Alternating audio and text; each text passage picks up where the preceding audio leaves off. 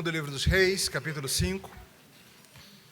Terminando hoje este capítulo, a partir do verso 19. O verso 19 ele ficou dividido em duas partes, né? O comecinho dele entrou no final do sermão anterior. A segunda metade dele, então, 19b. Vocês sabem achar assim, crianças? 2 Reis 5, 19b. Não sei se vão saber, né? Talvez vocês que precisem da ajuda dos adultos hoje. Vamos ver? Estou vendo um adulto com a cara triunfante ali no meio. Tipo...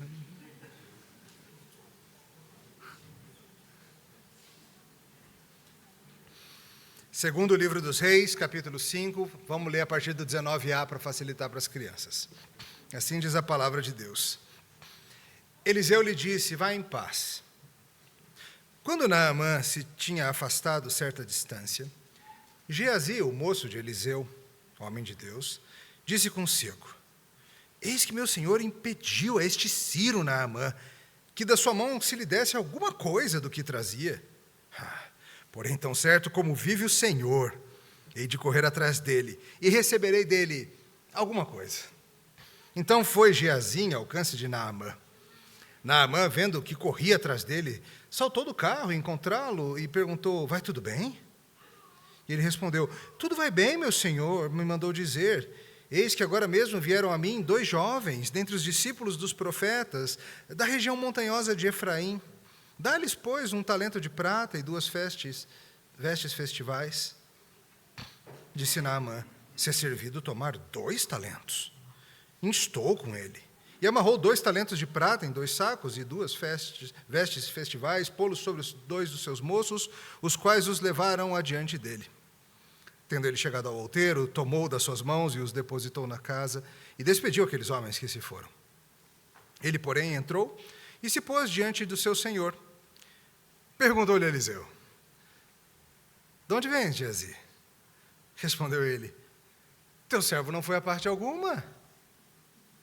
Porém, ele lhe disse, porventura não fui contigo em espírito, quando aquele homem voltou do seu carro a encontrar-te? Era isto ocasião para tomares prata, e para tomares vestes, olivais e vinhas, ovelhas e bois, servos e servas? Portanto, a lepra de Naamã se pegará a ti, e a tua descendência para sempre. Então saiu de diante dele leproso, branco como a neve. Até aqui a palavra de Deus. Vamos orar.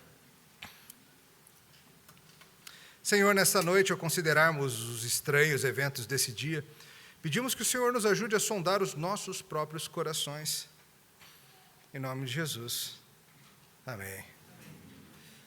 Raul Seixas certa vez cantou assim, ei, Al Capone, vê se te emenda, já sabem do teu furo, nego, no imposto de renda. Al Capone sempre acha que não vai ser pego, né? Sempre tem dessas. CPF na nota, acho que tem um pouco disso também. Crianças, vocês sabem pôr o CPF na nota? Já decoraram o CPF da mamãe e do papai? Já, né? Eu acho que vocês sabem falar mais rápido do que eles, inclusive. CPF na nota é sempre um negócio interessante, porque às vezes a pessoa te pergunta enquanto você está digitando a senha do cartão. E aí, cara, é muito ruim, cara, porque você está digitando uma sequência de números e falando outras. E aí, às vezes, você digita o CPF, eu falo a senha, eu acho que é uma tática. Outro dia eu consegui, foi no almoço até com o Flávio, eu consegui uma das minhas proezas maiores da vida adulta, que foi falar um número e digitar outro, sem errar e sem misturar. Cara, eu me senti poderoso naquele dia. Eu me senti confiante que nem criança de 5 anos usando a camisa do Batman, assim, sabe? Capaz de enfrentar o mundo. Enfim, outro dia, passando umas comprinhas no Carrefour, correndo para alguma coisa, a moça ofereceu o CPF na nota. Era um valor tão pequeno, não precisa. Aliás, mais uma parte. Tem um lugar que é a padaria onde a gente almoça, que tem um tecladinho à parte para você pôr o CPF, né? Você mesmo põe. Mas o tecladinho, bicho, ele é tão molengo que me dá uma agonia tremenda digitar naquele negócio. Eu simplesmente recuso. Porque, sério, o que eu ganharia não paga a agonia que eu sinto. Minha mão fica estranha por horas. O número 2, então, é Não, você não está entendendo. Vai lá almoçar com a gente qualquer dia na padaria e bota o CPF na nota. Vai arruinar a tua tarde, aquela molenguice toda. Voltando. Recusei informar o CPF e aí eu pensei em algo. Será que essa mulher do caixa, toda vez que alguém recusa botar, será que ela põe o dela? Eu fiquei meio preocupado com a minha facilidade de pensar no crime, mas alguém mais aí já pensou nisso? Já, eu sabia que não era só eu que era criminoso, não. E não é que poucos dias depois eu vi uma notícia mesmo de uma mulher no caixa do supermercado que ela passava 20, 30 mil reais no CPF dela todo mês. Toda vez que alguém recusava, ela punha o dela ali rapidinho. E claro, quando foi pega, ela foi na onda do eu achei que não ia dar nada. O tal do achei que não ia dar nada, né? Que nem Al Capone, que nem Geazi. Fui pesquisar num fórum online e encontrei, parece que tem muita gente que faz isso, encontrei num fórum um cara meio desesperado, porque ele tinha colocado só naquela semana notas da empresa no CPF dele, 18 mil reais, e aí ele se ligou que estava chegando a declaração do imposto de renda, e que isso ia bater uma inconsistência feia ali, e ele perguntando para o pessoal, será que vai dar problema? E o pessoal falando, já estende os braços, cara, tu vai ser algemado com certeza. Mas o que vem aí? No final das contas, a possibilidade de um ganho fácil. Algo que a gente pensa, tá aí, não vai fazer falta, ninguém vai notar, vai tirar um pouquinho de quem tem muito, e vai ficar esse dinheiro. Se a gente não usar, ninguém vai usar. Aquelas notas do roubo, quem que vai pegar? Vai ficar lá no negócio da polícia. Ou então, quando você perde a carteira, já aconteceu com você, de perder a carteira e alguém acha e te entrega, e a pessoa fala assim, quando eu achei já estava sem o dinheiro. Aí você fica olhando para a pessoa, você não sabe, né? Você não sabe, cara, porque é um crime perfeito. Se ela tirou ou não tirou, se ela já encontrou sem dinheiro, você não tem como saber. E você ainda vai falar, muito obrigado, porque realmente você está agradecido, voltou seus cartões, documentos, etc. Mas tem muito disso de, eu vejo uma oportunidade, eu preciso pegar alguma coisa. E a nossa sociedade é cheia dessas pequenas vantagenzinhas. O taxista, o motorista do Uber, que faz uma voltinha para ampliar o preço da corrida. Cidades turísticas que têm o preço para o brasileiro e o preço do turista. Já viu isso, não está? E não é só o preço do turista estrangeiro, não, tá? Chega lá com esse sotaque brasiliense teu aí, que você acha que não existe. Chega lá no Rio para você ver se você vai pagar o mesmo preço no Biscoito Globo na praia. Não vai nada.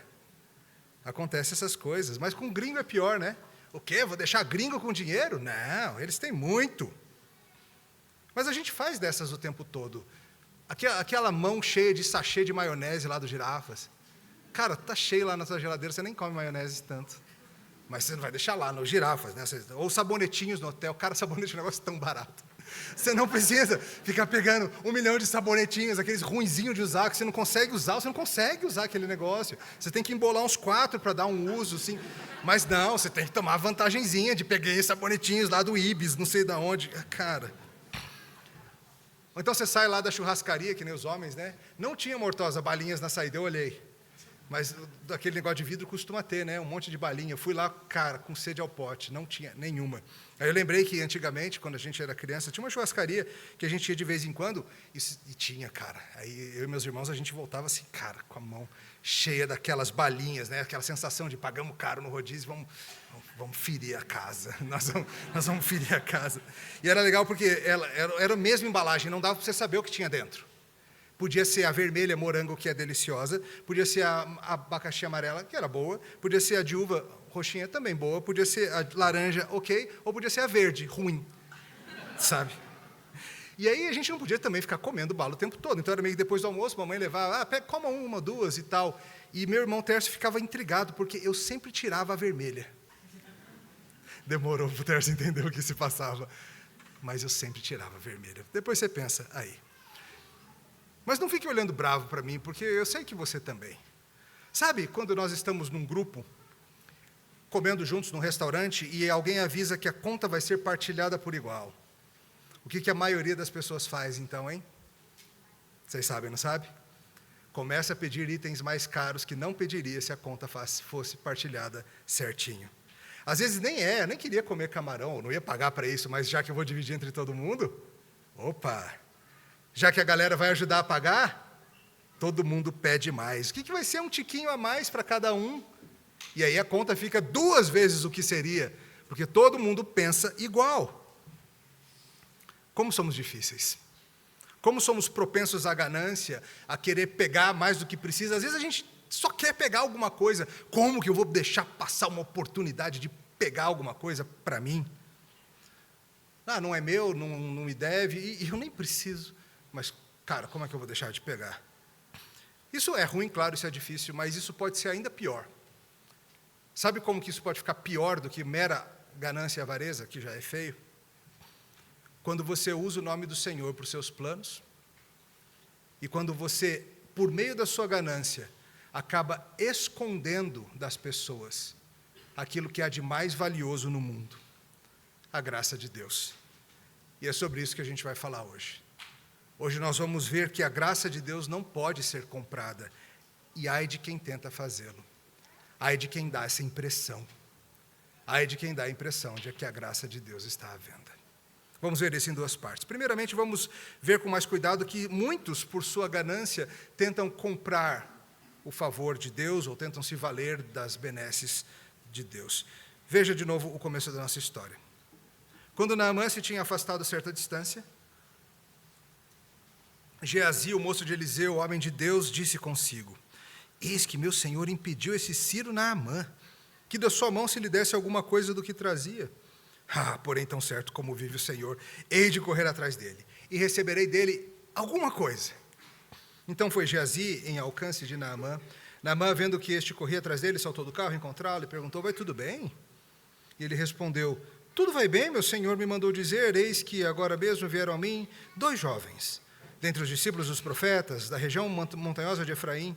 Dá-lhes, pois, 1 talento de prata e 2 vestes festivais. Disse Naamã: se é servido tomar 2 talentos. Instou com ele, e amarrou 2 talentos de pratas em 2 sacos e 2 vestes festivais, pô-los sobre os 2 dos seus moços, os quais levaram adiante dele. Tendo ele chegado ao outeiro, tomou-o das suas mãos e os depositou na casa. Então despediu aqueles homens, que se foram. Como é fácil desfazer algo que foi tão cuidadosamente feito? Precisamos lembrar bem da história anterior, porque estamos vendo aqui, é um epílogo, é a mesma história, só dividida em 2 momentos. O que aconteceu mesmo? Nós vimos no último sermão uma história maravilhosa da graça de Deus atravessando as fronteiras de Israel e indo bater no coração de um homem da Síria. Naamã é o nome dele, um herói de guerra, um comandante militar da poderosa Síria, que sofria de lepra.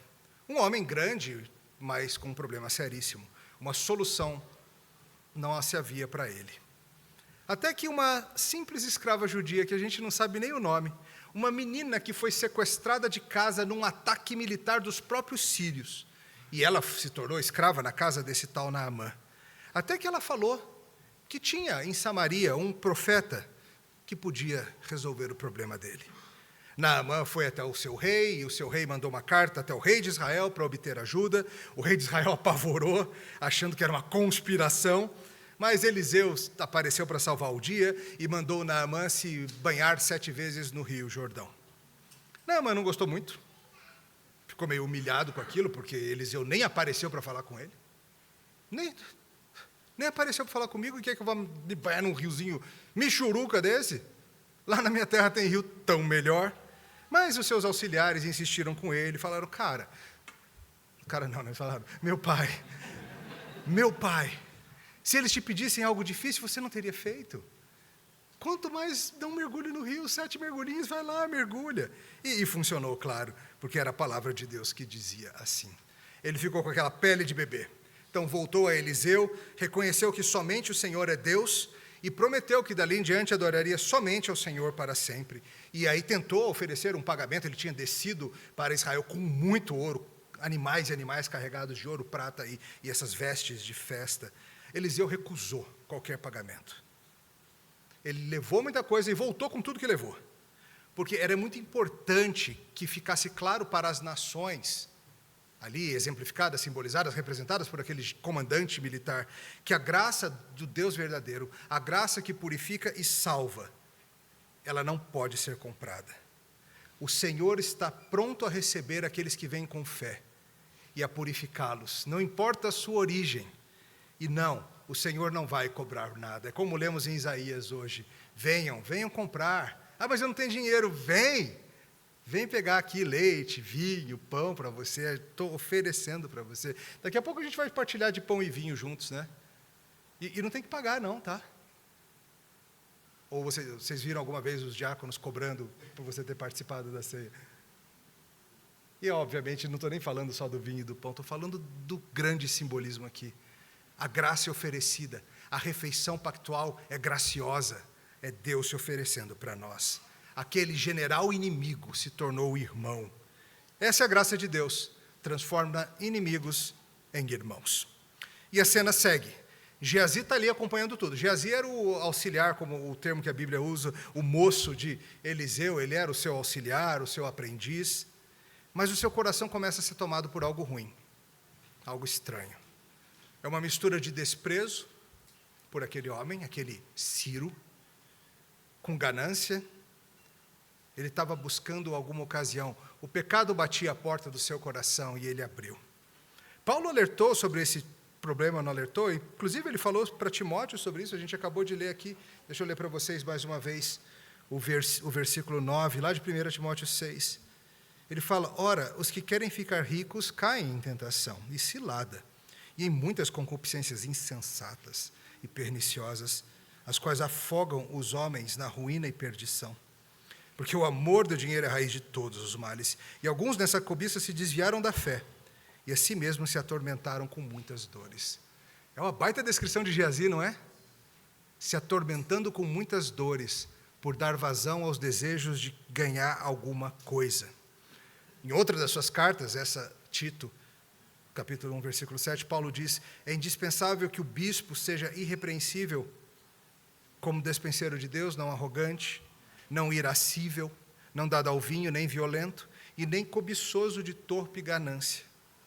Ou seja, a Bíblia é cheia de alertas. Eu li 2 de inúmeros alertas que a Bíblia faz. Provérbios é cheio deles. Alertas para que não deixe que o amor ao dinheiro domine o teu coração. Você vai se meter em encrenca, Geazi. Mas Geazi, diante de uma possibilidade de lucro, deixa seu coração correr para onde não devia. Ele nota que Eliseu não pôs o CPF na nota. Ele nota que ficou uma carteira ali, cheinha de dinheiro. Naamã foi-se embora para sua Damasco, para os seus lindos rios, limpinho, e Geazi vê sua oportunidade de ouro. E ele usa esse linguajar, você notou, tão estranho, até enfatizei na leitura, ele queria algo, ele queria conseguir algo. Sabe quando você não tem necessidade nenhuma, mas você quer alguma coisa, que você nem sabe dizer o que é, só não quero perder a chance de querer algo. Não estava faltando sabonete em casa, mas, poxa, os sabonetinhos. Tem um vidrão de maionese lá em casa, mas, poxa, os sachezinhos. Como que eu vou perder a oportunidade? Às vezes as crianças são assim, não são crianças? Fica num desespero, porque vai no shopping, quer alguma coisa, mãe. O que você está querendo, menino? Alguma coisa. Eu só quero alguma coisa. Ainda bem que quando a gente virar adulto, passa, né? A gente não vai mais ao shopping só porque quer alguma coisa. Passa não, viu, crianças? A gente tem que sempre estar atento ao coração.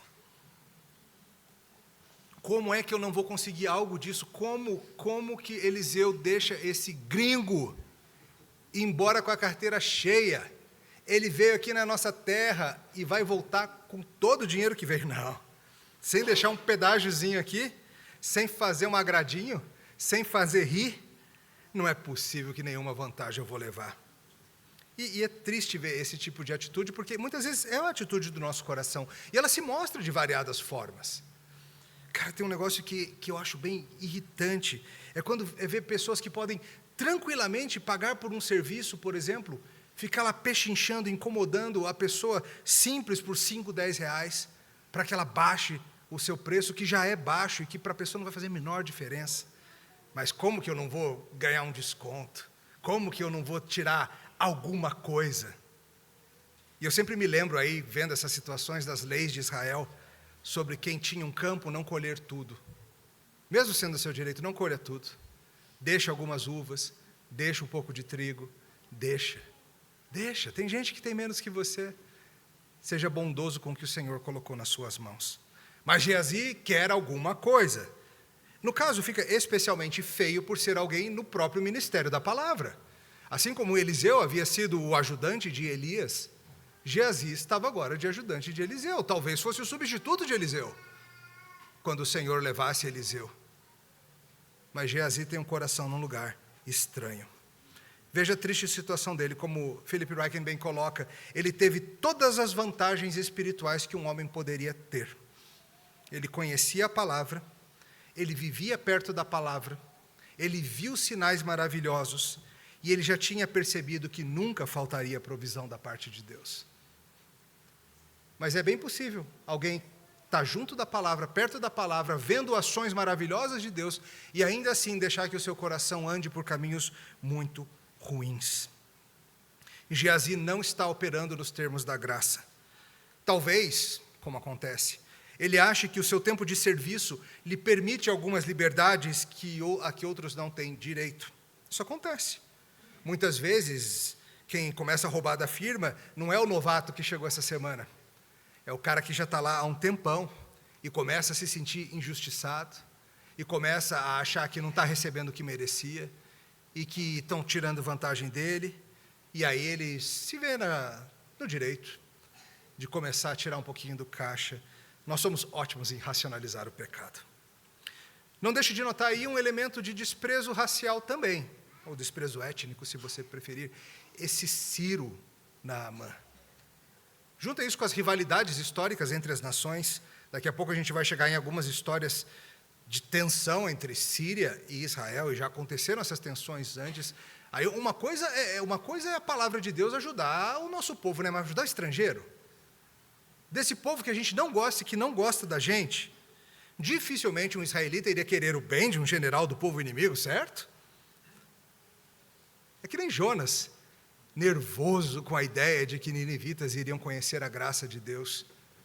Deus com sua mania de perdoar. Deus com sua facilidade para perdoar.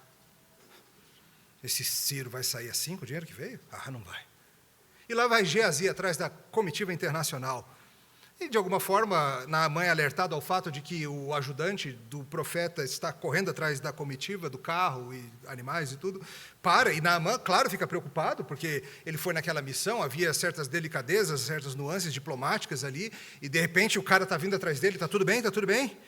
Porque, veja, ele saiu ali super satisfeito, foi para ser curado, e saiu muito mais do que curado, saiu temente ao Deus verdadeiro. Sua vida mudou radicalmente, e ele está para cair num golpe. Geazi chega para ele e fala, está tudo bem, só aconteceu uma coisa, e inventa uma mentira, uma historinha plausível. Cara, como é difícil como a gente escuta histórias que a gente fica assim, será que isso é verdade? Porque assim, se for verdade, a questão é séria e talvez eu esteja em condições de ajudar, mas será que é verdade? Eliseu mandou dizer que chegaram, na hora que o senhor saiu, assim que saiu, chegaram de surpresa 2 seminaristas, lá das montanhas, lá de Efraim, e ficou apertado lá, sabe como é, a casa do profeta, pouca comida e tal, não tem como o senhor arrumar para a gente aí um talento de prata e 2 roupas para eles? Veja, ele está pedindo muito dinheiro, tá? Não é um pouquinho para comprar uns pães e um pouquinho de 100 gramas de presunto, 100 de mortadela, 100 de queijo prato, ou qualquer coisa assim, é muito mais do que isso, é bastante dinheiro que ele está pedindo. Não tem como o senhor arrumar aí para a gente, não? Mas, ao mesmo tempo, note a astúcia do pecado. Ele não quer todo o dinheiro do comandante. Ele nem chega a pedir ouro, né? Tinha ouro, tinha prata, ele pediu um pouquinho de prata. Ele é comedido, que legal, Geazi, poxa. Para ele já seria muito. E fazia sentido a explicação. Eliseu mudou de ideia, porque surgiu uma necessidade que não estava lá. Ele está ali como um humilde servo de Deus, fazendo um favor a Eliseu em prol de pobres seminaristas. E se tem um negócio que move o coração do pessoal, é seminarista, né? Todo mundo gosta de ajudar seminaristas, e é para ajudar mesmo. A gente ama seminaristas mesmo. E Naamã, com seu coração generoso e grato ao Senhor pelo que ele recebeu, Naamã logo oferece 2 talentos. Quando você lê isso, dá um negócio, não dá? Não dá para arrumar um talento? Leva 2. E instou, pelo jeito, esse instar significa que Geazi ainda ficou se fazendo de durão. Não, um está bom, não precisa. Um é mais do que suficiente. Então leva 2, eu insisto, vai. E ainda já chega um pessoal e bota os servos dele para botar aquela prata nos sacos. Está vendo que não é pouca prata? Precisa de gente para carregar. Se fosse um negocinho que dá para você pôr no bolso, não precisava ir gente junto. E é engraçado, né, como esse homem com essa mente afiada, essa mente militar afiada, um grande comandante, cai fácil assim num golpe. Acontece. E ele ainda oferece os homens para ir levar aquela prata toda. Claro, Geazi tem um problema aí, não tem? Porque como que ele vai explicar lá em casa se ele chegar com os caras de Naamã trazendo saco de prata? Então, quando está chegando perto ali da montanha, do outeiro, ele libera os caras, ele guarda o dinheiro, ele esconde, e para não dar nenhuma bandeira. Por que o que ele fez aqui é tão sério, gente? Poxa vida, pensa comigo, Naamã, fez falta para Naamã perder 2 talentos de prata de toda aquela dinheirama que ele tinha? Fazer falta não, né? Mas isso aqui é errado, não é? Às vezes a gente quer medir o certo e errado em termos do dano que foi causado, e não se algo viola a lei do Senhor e pronto. Vocês sabem que não falta na história do cristianismo, para nossa vergonha, gente que faça dessas. Talvez até mesmo você sofra com parentes que zombam de você ser evangélico, chamando você de trouxa. Talvez alguns de vocês passem por isso, dizendo que seus pastores são ladrões, e que seus dízimos isso, e suas ofertas aquilo. E a triste realidade é que tem sim, muito falso pastor, muita falsa igreja, muito falso ministério, muito golpe, muito Geazi, tem sim. Há muitos que usam desculpas ministeriais para colher para si dinheiro. Contribua com esse apoio aqui ao Rio Grande do Sul, ou com esse orfanato aqui, ou com essa reforma aqui da igreja, ou com o socorro diaconal, ou com um suposto missionário em apuros, e é mentira. Nós precisamos ser prudentes e astutos com essas coisas, irmãos. Não falta Geazi na nossa cidade, no nosso país, no nosso mundo, não falta. Exemplo, começa a situação no Rio Grande do Sul, imediatamente todo mundo quer ajudar, todo mundo fica com o coração condoído, quer ajudar de alguma maneira. E logo a gente vê, doe para cá, essa igreja, esse orfanato, essa pessoa, não sei o quê. Sempre apareceu um monte de opções de ajuda, né? E, claro, no meio disso tinha um monte de quê? Um monte de trambiqueiro. Um monte de gente que, sabendo que muita gente tem o coração pronto a ajudar, iriam fazer um pix sem nem pensar. Estou ajudando o Rio Grande do Sul. Tá nada, está ajudando o cara a comprar o carro novo dele, achando que está ajudando a comprar comida. Apareceu um monte de picareta. Por isso que aqui na igreja a gente foi atrás de ajudar a gente que nós conhecemos e que sabemos ser gente de reputação ilibada. Ou então quando aparece uma necessidade de misericórdia, o tempo todo a gente recebe isso, não recebe?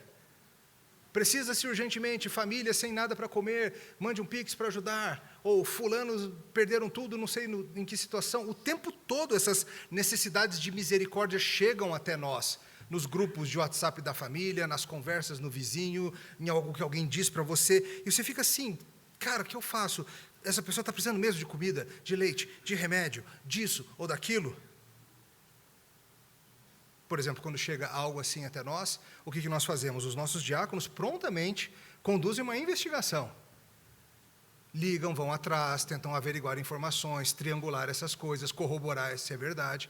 Sempre que a gente mandar, que os nossos diáconos mandarem para vocês uma necessidade de misericórdia, pode saber. Passou por esses filtros, passou por critérios diversos, teve uma investigação. Às vezes alguém até foi lá ver. Foi lá para ver se existe mesmo a tal da casa de recuperação, ou a tal da família, ou ligou, ou pediu para alguém que mora lá checar. Alguma investigação aconteceu. Porque tem muito picareta. Outro exemplo, quando chega ao nosso conselho um pedido de apoio a um missionário em qualquer parte do mundo, ou uma ajuda para a reforma de um templo no interior de outro estado, ou seja o que for, nós fazemos checagens também. A gente não sai assinando transferência para igrejas aleatórias, para pessoas aleatórias, para missionários ou o que for que a gente não sabe quem são. Fazemos checagens, vamos atrás, esperamos prestação de contas, e você deve fazer também, porque assim como Naamã, pode ser que você esteja sendo de boa fé feito de bobo e ajudando pilantra, em vez de ajudando a obra do Senhor de verdade. Não teria nenhum problema ajudar missionários de Efraim, seminaristas de Efraim, mas ajudar a Geazi na sua ganância? Você faz muito bem em contribuir com a sua igreja local, seja esta ou seja qual for a sua igreja. É parte do compromisso de ser membro. Mas você verifica se a sua igreja, seja esta, seja outra, tem mecanismos de transparência e controle, tesoureiros de respeito, conselhos que aprovam os gastos antes que eles sejam feitos, outros que examinam as contas da igreja, relatórios, contadores, prestação pública de contas. Essas coisas são importantes, irmãos, porque nós não queremos dar ao mundo a impressão de que o poder de Deus ou a graça de Deus estão à venda. E nós não queremos cair nesses erros descritos pela palavra de Deus. O que Geazi faz é errado, é pecado, é odioso, é vil. E infelizmente isso segue acontecendo. Nós precisamos, irmãos, lutar contra isso e sermos atentos. Não é mais piedoso simplesmente ajudar sem questionar. Mais piedoso é você ver se você está de fato ajudando. O que Geazi faz é errado. E é ainda mais errado, pois acaba por obscurecer a graça de Deus. É uma fraude pior do que as outras, porque é uma fraude que envolve o nome do Senhor, e é o que a gente vai ver no próximo ponto.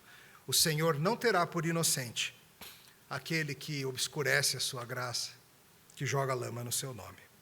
Vamos continuar a história? Verso 25 em diante. Ele, porém, entrou e se pôs diante do seu senhor. Perguntou-lhe Eliseu: de onde vens, Geazi? Respondeu ele: teu servo não foi a parte alguma. Porém, ele lhe disse: porventura não fui contigo em espírito, quando aquele homem voltou do seu carro a encontrar-te? Era isto ocasião para tomares prata, e tomares vestes, olivais e vinhas, ovelhas e bois, servos e servas? Portanto, a lepra de Naamã se pegará a ti, e a tua descendência para sempre. Então saiu de diante dele leproso, branco como a neve. Geazi volta, esconde o dinheiro. Será que já está pensando em como vai gastar a plata? É hoje que sai o carro novo. Será que elétrica é uma boa hora já para investir? Espera um pouco mais. É hoje que eu vou dar aquele tapa aqui no apartamento. Vou daqui direto para Toque Samaria Center Norte, renovar esses móveis aqui. Ou será que ele planejou esconder tudo, deixar guardadinho, né? Espera Eliseu morrer, de repente. Sei lá, guarda para um outro dia. Talvez nem tivesse plano algum. Fosse só ver a oportunidade de pegar e pegou. E Eliseu o chama. Onde andou? Deixa eu te dar uma dica. Geralmente, quando uma figura de autoridade na sua vida te pergunta, onde você andou? Ele já sabe. É a tua chance, cara, de tentar remediar de alguma forma, confessa, faz reparação. Onde você andou? Ele já sabe. Geazi, teu servo não foi a parte alguma. E Eliseu diz um negócio que é surpreendente. Ele fala: eu fui junto em espírito. Como que é isso de ir junto em espírito? Eu não sei, a Bíblia não explica. Eu sei que Deus está em toda parte, e Deus vê tudo, e o Espírito de Deus levou Eliseu junto de alguma maneira. O Senhor vê todas as coisas, sua palavra está com Eliseu. Veja, não é que Eliseu fosse onisciente, não era. Talvez você se lembre de outra ocasião lá da Sunamita, em que ele fala que ele não sabe o que está acontecendo, porque o Senhor não havia revelado. Então, se o Senhor disser para Eliseu, Eliseu sabe, senão ele não sabe. Mas nesse caso o Senhor mostrou, e o Senhor viu tudo. Nós tendemos a achar que estamos seguros no pecado, seja dessa natureza financeira, seja de tantas outras. Mas o Senhor sempre vê. E se Ele quiser, Ele mostra. Nem sempre Ele mostra, mas às vezes Ele mostra, para quem quer, quando quer. Agora, você imagine o sustão de Geazi. Acho que todo mundo já sentiu isso em algum grau na vida, né? Como você sabe? E note a gravidade do que Geazi fez. Ele especificamente diz: isso era a hora. Logo essa ocasião, Geazi. Isso era a hora para você ir atrás de prata, de boi, de servo. Isso era a hora. Como assim isso era a hora? Não seria errado de qualquer jeito? Sim, seria. Mas erros têm agravantes. Muitas vezes os pecados vêm com severos agravantes. No caso, o momento do que acabara de acontecer é seríssimo. Porque ele fez tropeçar um pequenino, ele enganou um neófito, e nisso Geazi passou a impressão para o primeiro convertido da Síria, de que a graça de Deus está à venda, e de que Deus espera sim algo em troca do que Ele faz por nós, que Deus cobra por suas bênçãos. Ele obscurece a graça de Deus. Ele passa a impressão de que o Deus de Israel é igual aos deuses das nações. Ele só quer seu dinheiro. Ele vai até falar primeiro que não precisa, não. Mas depois ele vai cobrar, fica esperto. Vai vir um pastor correndo atrás de você, pedindo seu dinheiro, os seminaristas. Não é um Deus gracioso como a gente pensava, afinal de contas. Aliás, frequentando tantas igrejas evangélicas por aí, você fica com essa impressão, não fica? Que as bênçãos do Senhor estão à venda. Que se você pagar a forma certa, um percentual correto, você vai conseguir a bênção que você quiser. E que se você não conseguiu aquela cura, ou aquela solução para o seu casamento, ou para o que for do seu coração, se você não conseguiu, é porque você não doou o suficiente. Abre esse bolso aí, dizem muitos. Essa terrível situação é um mal na igreja evangélica. E, em grande parte, a igreja evangélica caiu nos mesmos erros dos romanistas, que levaram à reforma protestante. Os erros romanistas de vender a graça de Deus nas suas indulgências. Roma não se arrependeu, continua fazendo isso. Essa batalha é antiga. É o que Paulo travava a respeito do evangelho na Galácia. E tantas outras vezes. Porque vira e mexe, alguém tenta adicionar algo ao evangelho, ensinando que é graça mais alguma coisa. Graça mais circuncisão. Graça mais dízimo. Graça mais subir a escadaria de não sei onde de joelho. Graça mais alguma coisa. Essa batalha é antiga. E sempre que você adiciona algo ao evangelho, você coloca um entulho sobre o evangelho, você o esconde.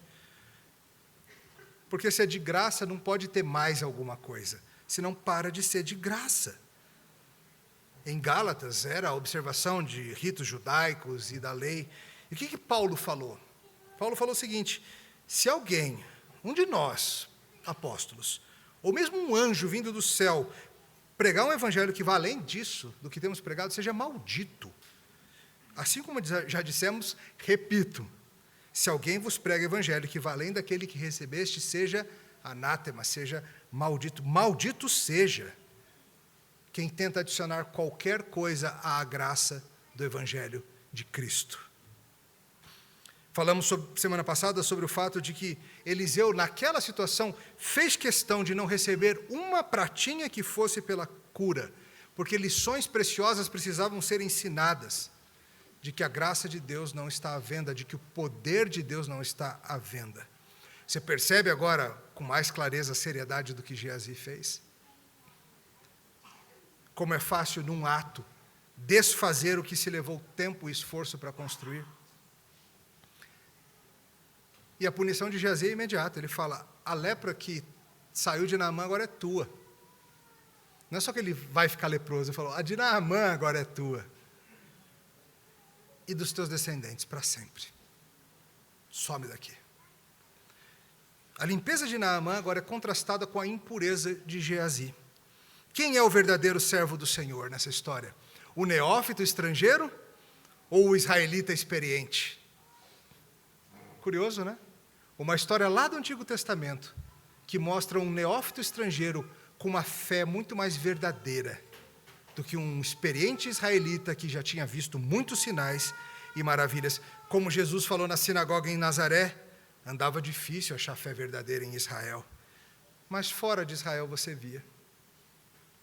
Veja a perversidade do que ele faz. Philip Ryken bem nota, são vários os mandamentos que Geazi consegue quebrar numa tacada só. Obviamente, o da cobiça. Obviamente, qual também? Falso testemunho. Mas você notou lá no verso 20, como ele também, além de tudo, bota o Senhor na história e toma o nome do Senhor em vão? Tão certo como vive o Senhor, hei de correr atrás dessa carruagem e pegar alguma coisa. Ele ainda fala que, assim como vive o Senhor, eu vou pegar alguma coisa desse Naamã e, se vou. E, obviamente, ele está servindo a outro Deus, que não ao Senhor. Na história anterior, nós vimos o neófito Naamã com sua consciência sensível, super preocupado em não ofender ao Senhor, naquela situação final que nós tratamos. Mas o suposto crente velho de Israel está usando o nome do Senhor nas suas vigarices. O timing é péssimo, ele fez um pequenino tropeçar. E agora a história termina com outro leproso na história. Geazi é que se tornou o impuro. E lembre-se, a lepra tornava-o cerimonialmente impuro. Não era simplesmente algo que ele podia, vou para o culto assim mesmo, não. Ele está excluído da comunidade do pacto, por causa dessa situação. Ele que fez muito, viu muito, participou de muito, agora ele está excluído da vida, e para sempre, ele e seus descendentes. Ele teve muito mais do que a jovem menina escrava, e ela quis o bem daquele estrangeiro, mesmo sendo o senhor dela. O seu coração era do Senhor. Geazi, tendo acesso a tão mais, quis o mal daquele estrangeiro, e assim revela o seu coração também. Como Peter Leithart coloca, ele comete fraude contra um estrangeiro, e é feito um estrangeiro como resultado. Ele peca contra um gentio, e vai parar no lugar do gentio. Se você cobiça a riqueza e o poderio dos gentios, você irá acabar indo pelo caminho todo, e herdar também a exclusão e a impureza deles. De certa forma, há uma troca de lugar aqui. Naamã agora pertence ao Senhor e ao seu povo, está puro, ainda que geograficamente distante. Geazi está excluído e perdeu o lugar no povo de Deus. Como ficamos com essa história? Com a bela certeza de que ai de quem suja o nome do Senhor. O Senhor zela pelo seu nome e pela pureza da sua igreja e do seu povo. Para Deus não é algo pequeno que as pessoas estejam cobrando pelo seu poder, que as pessoas estejam tentando enganar usando o seu nome, que as pessoas se valham da generosidade e da credibilidade das pessoas para enganá-las. Isso não é algo pequeno para o Senhor. Ai dos que fazem isso. Às vezes a gente vê notícias nessa linha, a gente fica bem indignado. Pode saber que o Senhor Jesus fica também. Lembre-se do Senhor virando as mesas dos cambistas do templo, que haviam transformado a casa de oração para todas as nações em fonte de lucro vil. Cristo veio para que a graça do Senhor brilhasse. A obra de Jesus Cristo entre nós é uma obra de exaltar como Deus é poderoso, santo e gracioso ao mesmo tempo. E o Senhor não tomará como inocente o que tenta esconder isso. O Senhor é justo juiz, e o Senhor Jesus julgará todos aqueles que escondem sua graça por trás de vil ganância. Porque tenha certeza, meu irmão, a graça de Jesus, a sua morte vicária na cruz, a sua ressurreição gloriosa e triunfante, esses maravilhosos triunfos da graça de Deus em Cristo, exaltam o seu nome enormemente, elevam o nome do Senhor para todas as nações verem, e tentar nublar o nome dele, rapaz, não vai acabar bem. Que sejamos sempre aqueles que exaltam o nome de Cristo, com nossa vida, conduta e palavras. Que o Senhor nos ajude. Oremos. Senhor, nós pedimos que o Senhor nos livre de, como Geazi e tantos outros, nos tornarmos fonte de escândalo para o Evangelho. Que com nossas vidas, palavras, pensamentos, nós sejamos gente que corrobora a mensagem do Evangelho, de graça, perdão e transformação. E nós pedimos, Senhor, que o Senhor faça justiça, que esses que mercadejam a fé, que enganam o povo, que o Senhor traga a sua justiça sobre eles, Pai. Acima de tudo, pedimos que o Evangelho siga brilhando entre as nações, que os da Síria ou de onde for, possam conhecer o Deus que liberta, o Deus que sara, o Deus que purifica, o Deus que perdoa pecados e livremente oferece um lugar à mesa. No nome de Jesus, o Salvador. Amém.